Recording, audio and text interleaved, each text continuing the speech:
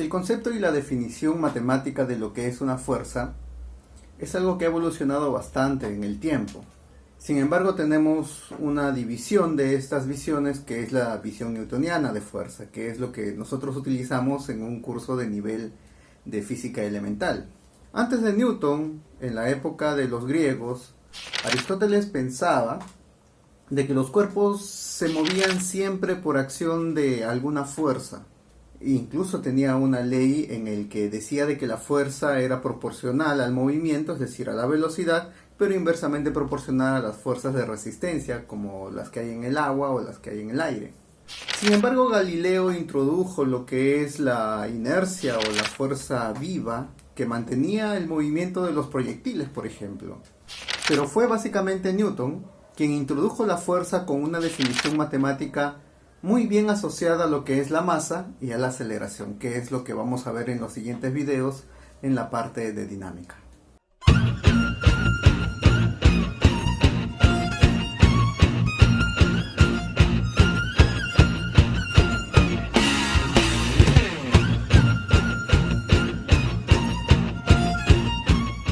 Les doy la bienvenida a esta nueva serie de videos sobre dinámica, en la que vamos nosotros a ver el concepto de fuerza, que es un concepto fundamental y que básicamente se utiliza para resolver ejercicios en este nivel de física elemental o nivel de física preuniversitaria. El concepto de fuerza, como ya indicamos en el video introductorio, es un concepto que ha ido evolucionando con el tiempo. Sin embargo, lo que nos va a interesar a nivel de física elemental es el concepto newtoniano de fuerza, que está asociado a una magnitud vectorial. Nosotros vamos a conceptualizar la fuerza como una magnitud vectorial, por eso es que aquí tiene la flechita encima, y como indicamos en la videoaula de magnitudes físicas, cuando tenemos una magnitud vectorial, esta nos va a transmitir información, básicamente dos informaciones.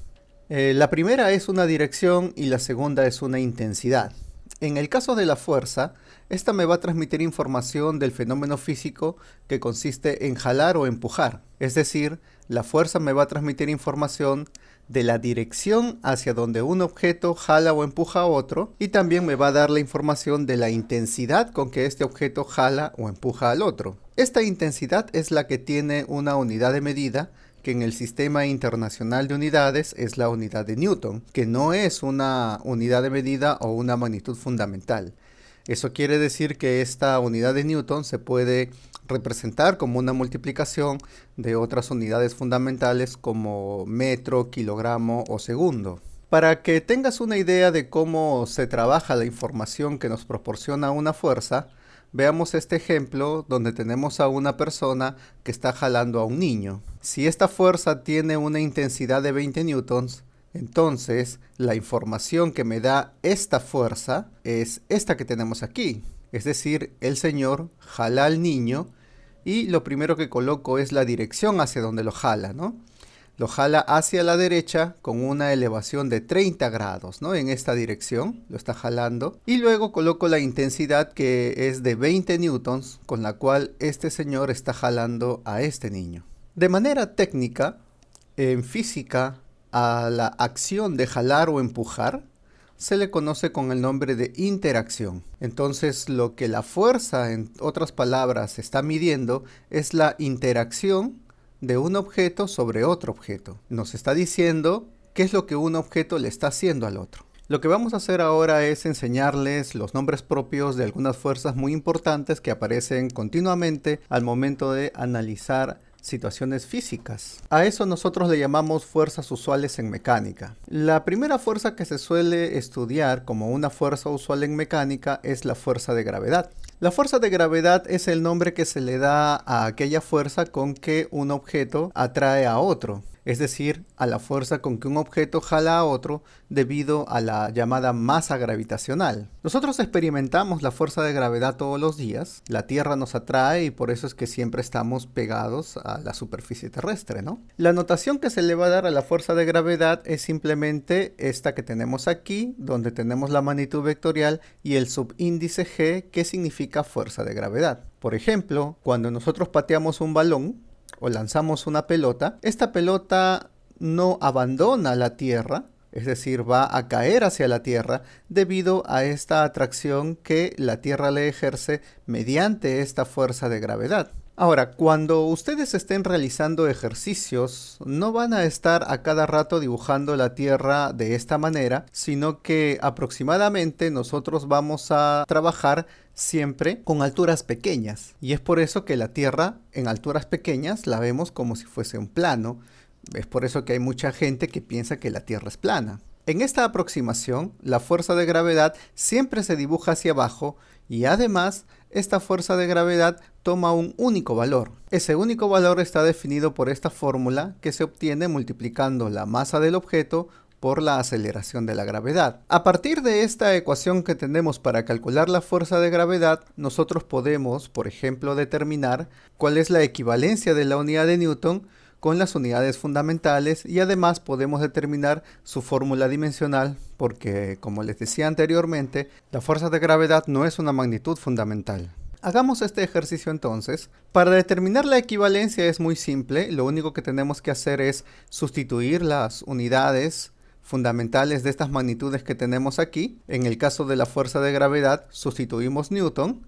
En el caso de la masa, su unidad en el sistema internacional es el kilogramo y en el caso de la aceleración de la gravedad, su unidad en el sistema internacional es metro por segundo al cuadrado. Entonces, esto que tenemos aquí sería la equivalencia de la unidad de Newton en función de las unidades fundamentales kilogramo, metro y segundo al cuadrado. Para determinar la fórmula dimensional de una fuerza, podemos trabajar también con esta fórmula que es dimensionalmente correcta, o a partir de esta misma equivalencia, con las unidades, podemos nosotros ahora sustituir las dimensiones de las unidades fundamentales que tenemos aquí. Para el caso del kilogramo, su dimensión es dimensión de masa. En el caso de metro, su dimensión es dimensión de longitud. Y en el caso de segundo, su dimensión es de tiempo al cuadrado. Subiendo este t al cuadrado al numerador, cambiando el signo que tenemos aquí en el exponente, tendríamos que la fórmula dimensional para la fuerza de gravedad sería mLt a la menos 2. La siguiente fuerza a conocer es la llamada fuerza de tensión, que lo vamos a denotar con una letra T mayúscula y con su flechita de vector arriba. La fuerza de tensión se define como el nombre que se le da a aquella fuerza con que las cuerdas van a jalar a los objetos. Como ejemplo podemos tomar en cuenta este caso en que esta esfera está tensando a esta cuerda que está unida también a este instrumento de medida que lo estamos representando de esta forma. Esto sería lo que nosotros llamamos un dinamómetro. Los dinamómetros se usan para poder determinar valores de tensiones en cuerdas y usualmente se colocan a lo largo de la cuerda. El dinamómetro a su vez está enganchado a esta otra cuerda a la pared. Vamos a analizar las tensiones indicadas aquí en esta cuerda. En esta cuerda tiene dos objetos en sus extremos. En el extremo de abajo está esta esfera y en el extremo aquí a la derecha está el dinamómetro. A esta esfera que tenemos aquí, esta cuerda que está por arriba, por el hecho de estar tensa, lo va a jalar hacia arriba. Entonces va a aparecer esta tensión con la cual esta cuerda va a estar jalando esta esfera hacia arriba. De manera similar, la cuerda está a la izquierda del dinamómetro y por lo tanto esta cuerda va a jalar hacia la izquierda al dinamómetro. Esta sería entonces la tensión con la cual la cuerda va a jalar a este dinamómetro hacia la izquierda. En el nivel preuniversitario, las cuerdas tienen masa despreciable y bajo esa aproximación estas dos tensiones a lo largo de la cuerda se pueden considerar iguales. Pero en general las cuerdas o los cables no tienen masa despreciable y es por eso que cuando tú ves los cables colgando entre dos postes, tú ves que toma una forma curva que se conoce como catenaria, que es justamente debido a la masa. Pero en la mayoría de ejercicios, como les repito, las cuerdas se consideran de masa despreciable y por lo tanto las tensiones a lo largo de ella siempre se consideran iguales. La tercera fuerza usual en mecánica es la llamada fuerza elástica. La fuerza elástica nosotros la vamos a asociar básicamente a resortes, aunque también tenemos por ejemplo cuerpos elásticos como las ligas que pueden manifestar este tipo de fuerzas. En ese sentido, nosotros vamos a considerar siempre para determinar o dibujar fuerzas elásticas, para entender cómo es el fenómeno asociado a esto, resortes primero que se encuentren en lo que llamamos nosotros su longitud natural. La longitud natural de un resorte o de un cuerpo elástico es aquella forma En el caso del resorte es aquella longitud que tiene el resorte cuando no está ni apretado ni estirado. En ese sentido, a esa longitud en física lo solemos denotar de esta manera con L sub 0. En función de esta longitud, yo puedo decir que un resorte se encuentra comprimido o se encuentra estirado. Y puedo medir la compresión y el estiramiento de los resortes. En función a esta línea, yo puedo, por ejemplo, decir de que este resorte está comprimido esta longitud y que este resorte está estirado esta longitud que tenemos aquí. Cuando un resorte se encuentra comprimido, esta longitud, por ejemplo, lo que va a hacer el resorte es empujar en los extremos. Por lo tanto, tanto a la parte superior, donde está la mano, como al piso donde está apoyado el resorte, van a aparecer dos fuerzas. Esta, por ejemplo, sería la fuerza con que este resorte empuja a este extremo donde está la mano, y esta sería la fuerza elástica con que el resorte empuja al piso hacia abajo. Empujar, recuerden que significa alejar. Por lo tanto, si el resorte quiere alejar a esta mano, va a tener que empujarla hacia arriba, ¿no es cierto? De manera análoga, pero no exactamente igual, cuando el resorte está estirado, esta longitud X, lo que va a hacer el resorte es jalar a los extremos. En este caso, a esta manito que se encuentra aquí, la va a jalar con una fuerza elástica, en este caso hacia abajo, y al piso lo va a jalar con esta otra fuerza elástica hacia arriba, tratando de que los extremos se vuelvan a juntar. Recuerden que cuando un resorte está comprimido empuja y cuando un resorte está estirado jala.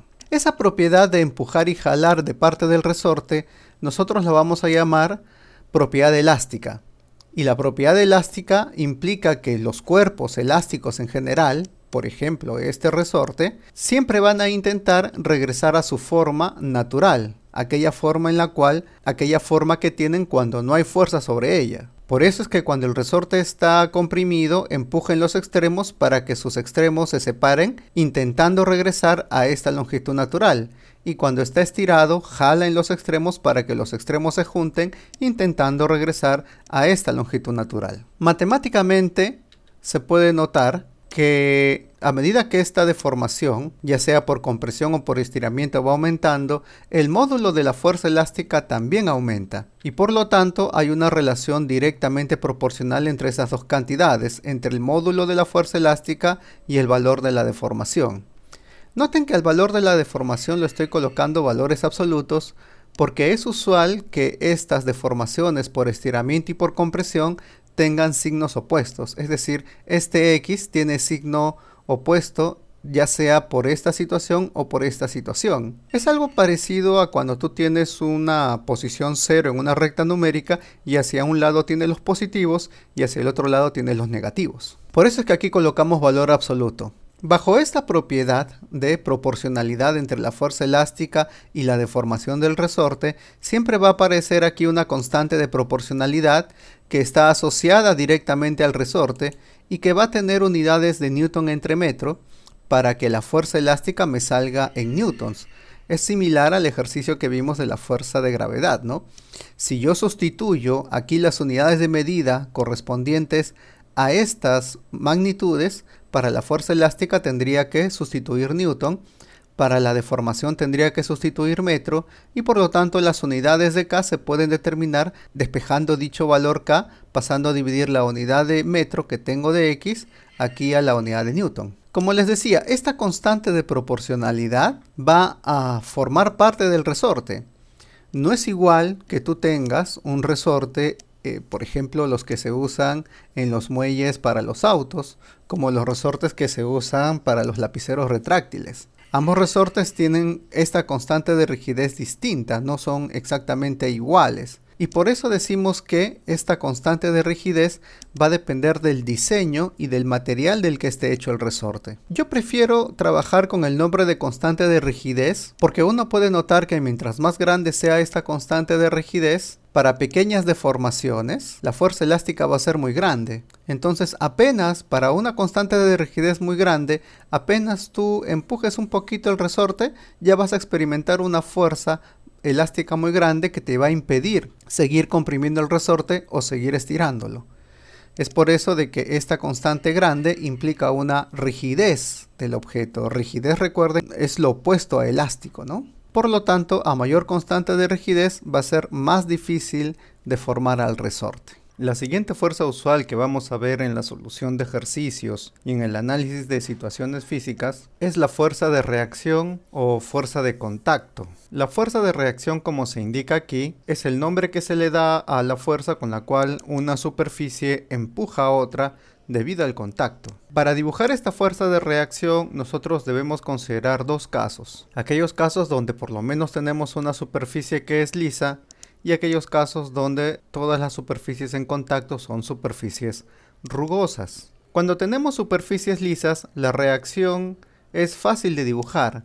Por ejemplo, si yo tengo que dibujar la reacción que este piso ejerce sobre este bloque de 5 kilogramos, esa reacción se dibujaría de esta manera, perpendicular a las dos superficies en contacto. Es decir, aquí tendríamos un ángulo de 90 grados. Pero en el caso en que tengamos dos superficies rugosas en contacto, la reacción se dibuja oblicua a las superficies de contacto y opuesta al deslizamiento o al posible deslizamiento. En este caso, debido al peso de este bloque de 9 kilogramos, el posible deslizamiento de este otro bloque o el deslizamiento va a ser hacia la derecha. Por eso es que en este caso, la reacción que este piso le ejerce a este bloque, si las superficies son rugosas, tiene que ser oblicua de esta forma. Ambas reacciones, ambas fuerzas que tenemos aquí, son las fuerzas que la superficie le ejerce al bloque en cada una de estas situaciones. Aquí ocurre muchas dudas con los alumnos, mucha confusión, porque ellos no saben cómo dibujar la reacción en el caso de superficies rugosas. No saben que esta es la reacción y suelen dibujar las componentes. En la videoaula de vectores nosotros hemos visto de que una reacción oblicua puede descomponerse rectangularmente en dos vectores. Eso también lo utilizamos en el movimiento parabólico. En este caso, yo puedo descomponer esta reacción oblicua a lo largo de este rectángulo, por ejemplo, obteniendo estas dos componentes. Una componente que, al igual que esta reacción, es perpendicular a las superficies de contacto, y una segunda componente que es paralela a las superficies. Los nombres de estas dos componentes, porque también tienen nombres propios, son fuerza normal a la componente perpendicular a las superficies en contacto y fuerza de rozamiento a la componente paralela a las superficies de contacto. Muchos alumnos suelen pensar de que esta es la reacción y no esta que tenemos aquí. Y suelen pensar que la fuerza de rozamiento es alguna otra fuerza desvinculada de la reacción. Pero lo que podemos notar aquí es que esta fuerza normal y esta fuerza de rozamiento ambas son componentes rectangulares de una reacción oblicua cuando tenemos superficies en contacto que son rugosas y cuando hay deslizamiento o posibilidad de deslizamiento. En una videoaula posterior vamos a hablar más sobre la fuerza de rozamiento y sus características, pero lo importante en este caso es que para esta reacción oblicua, o tú trabajas con la reacción oblicua o tú trabajas con sus componentes. Si vas a dibujar las componentes, entonces la reacción oblicua la tachas. Para resolver ejercicios ahora lo que vamos a ver es la técnica llamada diagrama de cuerpo libre. La idea de esta técnica es que tú dibujes sobre un objeto que te muestren o del cual tú hagas un esquema todas las fuerzas que le ejercen los demás objetos que están a su alrededor. La única manera de poder aprender a hacer diagramas de cuerpo libre es haciéndolos, así que vamos a colocar aquí varios ejemplos. Primero, supongamos que en el caso anterior yo quisiera hacer el diagrama de cuerpo libre de este bloque de 5 kilogramos. Entonces, imaginariamente, me concentro en ese bloque de 5 kilogramos y empiezo a ver a los objetos que están alrededor. El principal objeto que está alrededor de este es el planeta, que lo va a atraer mediante su fuerza de gravedad. Y como ya habíamos indicado anteriormente, esa fuerza de gravedad se dibuja verticalmente hacia abajo. El valor de esta fuerza de gravedad va a depender de cuánto sea la aceleración de la gravedad que te indican aquí en el ejercicio, que puede ser 10 metros por segundo al cuadrado o 9,81 metros por segundo al cuadrado, dependiendo de qué valor estén usando en el ejercicio. Supongamos que me dicen que use el valor de 10 metros por segundo al cuadrado. El módulo de esta fuerza de gravedad estaría dado por el producto de su masa en kilogramos y la aceleración de la gravedad, que es 10 metros por segundo al cuadrado según lo que me indican. En este producto que tenemos aquí multiplico 10 por 5 que sería 50 y la unidad de kilogramo metro entre segundo al cuadrado, como vimos anteriormente, es el equivalente a newton. Con lo cual estaría diciendo de que esta fuerza de gravedad con que el planeta jala a este bloque hacia abajo sería de 50 newtons. Además de la atracción gravitacional que va a experimentar este bloque, el bloque está en contacto con dos objetos, con el piso que tengo aquí y con la cuerda que tengo a la derecha. La cuerda que tengo a la derecha le va a ejercer una fuerza de tensión y como está hacia la derecha, esa fuerza de tensión va a ser también hacia la derecha. El piso que tenemos aquí, como la superficie es lisa, va a ejercer una reacción sobre este bloque perpendicular a las superficies. Como el piso es completamente horizontal, esa fuerza de reacción sería vertical y hacia arriba porque el piso va a intentar empujar a este bloque que tenemos aquí. Como ya no hay más objetos alrededor, este sería el diagrama de cuerpo libre de este bloque de 5 kilogramos. Hagamos ahora, por ejemplo, el diagrama de cuerpo libre para este bloque de 9 kilogramos. Entonces lo que hago es, me concentro en este bloque de 9 kilogramos y veo cuáles son los objetos que alrededor le están ejerciendo fuerza. Como ya les mencioné, el principal objeto que va a ejercer fuerza es el planeta, que va a ejercer una fuerza de gravedad sobre este bloque. Nuevamente, como la masa es 9 kilogramos, sustituimos aquí 9 kilogramos por 10 metros por segundo al cuadrado, lo que me daría 90 kilogramos metro entre segundo al cuadrado, donde nuevamente la unidad combinada de kilogramo, metro y segundo al cuadrado que tenemos aquí es la unidad de newton, con lo que tendríamos que esta fuerza de gravedad sería de 90 newtons. Después de dibujar la fuerza de gravedad, nos damos cuenta que este bloque está en contacto con esta cuerda que tenemos aquí, y por lo tanto, como esta cuerda está en la parte superior de este bloque, le va a ejercer una fuerza de tensión para arriba. Como ya no hay más objetos en contacto con este bloque, este sería su diagrama de cuerpo libre completo. Veamos ahora el diagrama de cuerpo libre de algunos problemas que han venido en el examen de admisión para la Universidad Nacional de Ingeniería de Lima, Perú. Aquí tenemos un ejercicio del 2008-1. Un disco dice que gira horizontalmente con velocidad angular constante, tiene sujeta una plomada, la cual forma con la vertical un ángulo de 45 grados, como se indica en la figura. La distancia desde el punto de suspensión de la plomada hasta el eje de rotación es 10 centímetros y la longitud del hilo es 6 centímetros. Determina aproximadamente la velocidad angular de rotación del disco en radianes por segundo. Bueno, este problema no lo vamos a resolver, sin embargo lo que quiero es la figura que tengo aquí para hacer el diagrama de cuerpo libre, en este caso de esta plomada que me están indicando. La idea es que aquí tú tienes una plataforma que está girando, está rotando en este eje vertical y es por eso de que la plomada se aleja, noten, de este eje. Entonces esto también está girando alrededor de este eje vertical de esta forma. Vamos a hacer entonces el diagrama de cuerpo libre de este objeto. Me concentro entonces en este objeto y lo primero que dibujaría sería su fuerza de gravedad, la fuerza con la cual el planeta lo jala hacia abajo. Luego me concentro en los objetos que están en contacto con esta esfera, con esta plomada, y el único objeto que está en contacto es esta cuerda que tenemos aquí. Por lo tanto, esta cuerda lo que va a hacer es jalarlo con una fuerza de tensión. Jalar significa que la fuerza de tensión va a estar dirigida a lo largo de la cuerda en esta dirección. Por lo tanto, la tensión estaría de esta forma y este sería el diagrama de cuerpo libre de este bloque. Entonces, para resolver este ejercicio hay que tomar en cuenta este diagrama de cuerpo libre. Hagamos entonces otro diagrama de cuerpo libre. Aquí tenemos otro ejercicio del año 2008-1. Dice: el coeficiente de fricción cinético entre un plano inclinado y el bloque mostrado es mu. Partiendo del reposo, el bloque resbala y recorre la primera mitad de su trayectoria en 1 segundo. El tiempo en segundos que demora en llegar al piso es...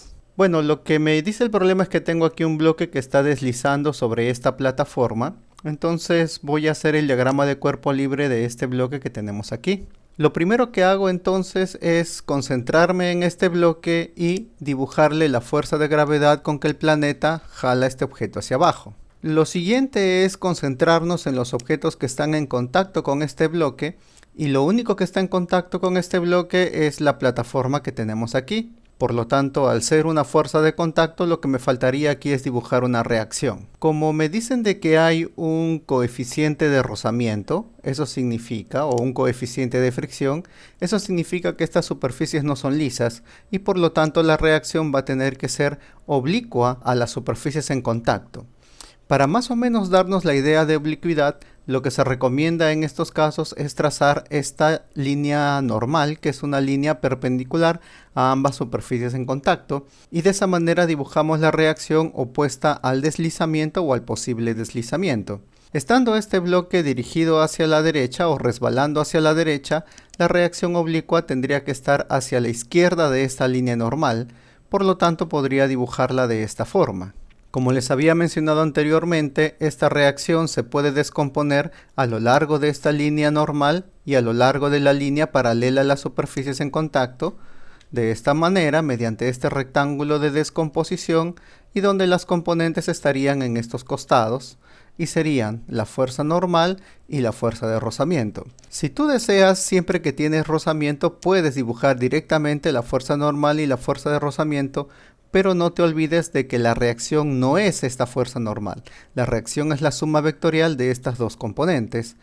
Y si vas a hacer lo que yo estoy haciendo de dibujar la reacción y después las componentes, no te olvides tachar la fuerza original, porque suele suceder que al olvidarnos de tacharlo, lo tomamos en cuenta al momento de establecer ecuaciones con estas fuerzas. Veamos entonces ahora este ejercicio. Este es un ejercicio del año 2019-1. Dice, en el dibujo el sistema sube con una aceleración de 0,19 metros por segundo al cuadrado. Calcule la tensión en newtons en la cuerda que une los bloques A y B. Aquí tenemos entonces la figura, tenemos tres bloques que están conectados por dos cuerdas y una fuerza que está siendo aplicada sobre el bloque A. Es como si una mano estuviera jalando este bloque hacia arriba. Entonces, lo que podemos hacer aquí es que al tener tres bloques, podemos concentrarnos en hacer tres diagramas de cuerpo libre. Uno sobre el bloque A, uno sobre el bloque B y otro sobre el bloque C. En el diagrama de cuerpo libre del bloque A, lo primero que notamos es que la fuerza F ya forma parte de su diagrama de cuerpo libre porque esta fuerza está aplicada directamente sobre el bloque A. Luego, lo siguiente que podríamos dibujar es la fuerza de gravedad con que el planeta va a jalar a este bloque hacia abajo. Esta sería entonces la fuerza de gravedad que les menciono. Y lo segundo es concentrarnos en los objetos que están en contacto con el bloque A. Los objetos que están en contacto con el bloque A solamente es esta cuerda y por lo tanto esta cuerda, como está hacia abajo del bloque, lo va a jalar con una fuerza de tensión hacia abajo. Esta sería entonces el diagrama de cuerpo libre completo para este bloque A. Pasemos ahora al bloque B. Lo primero que me doy cuenta es que esta fuerza F no está aplicada sobre el bloque B, está aplicada sobre el bloque A y por lo tanto mejor lo tacho, porque suele suceder que los alumnos confunden que esta fuerza siempre está aplicada o está aplicada sobre los tres bloques, y no es cierto. El bloque B va a experimentar fuerzas sobre los objetos que le ejercen fuerzas, entre ellos el planeta que lo jala hacia abajo y las dos cuerdas que tenemos aquí. La cuerda que tenemos aquí arriba lo va a jalar con una fuerza de tensión para arriba y la cuerda que tenemos aquí abajo lo va a jalar con una fuerza de tensión hacia abajo. Entonces tendríamos aquí esta fuerza de tensión hacia abajo T3 y esta fuerza de tensión hacia arriba T2. Si las cuerdas son ideales, que es lo que siempre ocurre a nivel de física elemental, la tensión T1 y la tensión T2, al pertenecer a la misma cuerda, van a ser de módulos iguales. No son de direcciones iguales, una está hacia abajo, la otra está hacia arriba, pero de módulos sí van a ser iguales. Este sería entonces el diagrama de cuerpo libre completo para el bloque B. Para este bloque C tendríamos el siguiente diagrama de cuerpo libre. Al igual que para el bloque B, tacho esta fuerza que no está aplicada directamente sobre C y me concentro en la fuerza de gravedad con que el planeta lo jala hacia abajo y la tensión con que la única cuerda que está en contacto con este bloque C lo va a jalar hacia arriba. Sería una tensión T4.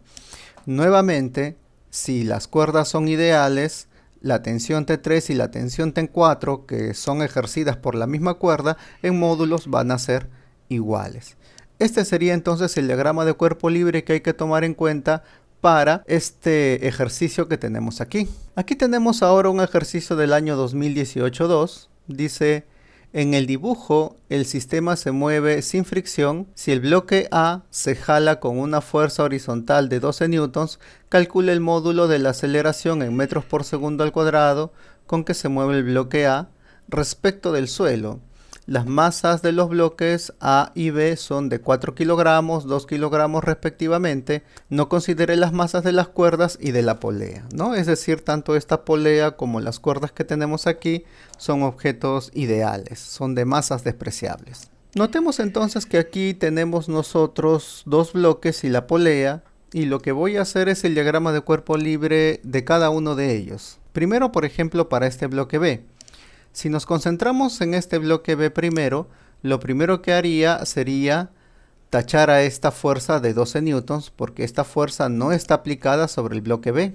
Lo segundo que haría sería dibujar la fuerza de gravedad con que el planeta va a jalar a este bloque B hacia abajo. Y lo siguiente sería concentrarme en los objetos que están en contacto con el bloque B. Los objetos que están en contacto con el bloque B son el bloque A, que está debajo del bloque B, y la cuerda que tenemos aquí. La cuerda va a ejercer una fuerza de tensión sobre el bloque B, y como la cuerda está hacia el lado izquierdo, va a ejercer una fuerza de tensión para la izquierda. El bloque A y el bloque B están en contacto y por lo tanto la fuerza que va a ejercerse entre ellos es una reacción. Como en el ejercicio me dicen que es un sistema que se mueve sin fricción, eso significa que la reacción entre estos bloques tiene que ser perpendicular a las superficies. Como el bloque A está abajo del bloque B y yo quiero dibujar la fuerza de reacción sobre el bloque B, lo que la superficie de este bloque A le va a ejercer es una reacción empujándolo. Entonces, como está debajo, lo va a empujar hacia arriba. Esta sería entonces la reacción sobre este bloque B. Hagamos ahora el diagrama de cuerpo libre de este bloque A. Para este bloque A sí no tacho esta fuerza de 12 newtons porque yo veo de que esta fuerza está aplicada directamente sobre el bloque A. Después de eso, lo que puedo hacer es dibujar la fuerza de gravedad con que el planeta va a jalar a este bloque A hacia abajo, que sería esta fuerza que tenemos aquí. Luego me concentro en los contactos que tiene este bloque A con los objetos alrededor. El bloque A está en contacto con este bloque B, está en contacto con el piso y además está en contacto con esta cuerda. Esta cuerda que está hacia el lado izquierdo del bloque A le va a ejercer una fuerza de tensión. Le voy a llamar tensión en A, pero noten que esta cuerda que tenemos aquí es la misma cuerda que está conectada al bloque B. Como la masa de esta cuerda es despreciable, eso quiere decir que la tensión sobre este bloque B y la tensión sobre este bloque A en módulo tiene que ser igual porque ambas fuerzas son ejercidas por la misma cuerda. Ahora puedo concentrarme en la reacción que va a recibir este bloque A por el contacto con la superficie del bloque B y por el contacto con el piso. Este bloque B que está encima va a empujar a este bloque A hacia abajo, tratando de alejarlo, lo que significa que habría una reacción hacia abajo que voy a llamar reacción A1. Y el piso que está debajo del bloque A va a ejercer una reacción hacia arriba, empujándolo hacia arriba, la cual voy a llamar reacción sobre A2. Al no haber más objetos en contacto con el bloque A, este sería el diagrama de cuerpo libre completo sobre el bloque A, sobre el cual tendríamos 5 fuerzas. Hagamos ahora el diagrama de cuerpo libre de esta polea. El problema me dice que esta polea es de masa despreciable, es una polea ideal y por lo tanto su fuerza de gravedad sería 0. No dibujamos sobre este objeto fuerza de gravedad. Lo que sí dibujaríamos serían las fuerzas de tensión que generan esta cuerda que tenemos aquí y esta cuerda enrollada que tenemos aquí. Esta cuerda que tenemos aquí, al estar a la izquierda de la polea, le va a ejercer una fuerza de tensión hacia la izquierda, la cual voy a llamar tensión de la polea 3. Y estas dos cuerdas que tenemos aquí, al estar a la derecha de la polea, le van a ejercer una tensión hacia la derecha y otra tensión hacia la derecha que voy a llamar tensión en la polea 1 y tensión en la polea 2. Nuevamente, estas dos tensiones son ejercidas por una cuerda ideal y por lo tanto en módulo tendrían que ser iguales. Esta fuerza de 12 newtons, nuevamente que está aplicada sobre el bloque A, habría que tacharla porque no estaría directamente aplicándose sobre la polea. Por lo tanto, sobre la polea, en su diagrama de fuerzas tendríamos solamente 3 fuerzas. Existen muchos detalles sobre diagramas de cuerpo libre que no vamos a poder tocar ahora, pero que iremos tocando en diferentes videos más adelante. Y como siempre, antes de culminar, te quiero dar algunas sugerencias. La primera es que intentes hacer estos diagramas de cuerpo libre tú solo para que te des cuenta cómo se hacen. La segunda es que le enseñes a tus compañeros para que te des cuenta tú mismo que has aprendido. Y la tercera es que te suscribas y pases los videos a aquellas personas que tú creas que pueden aprender de esta forma física sin tanta fórmula, sin verlo como si fuese matemática. Hasta luego.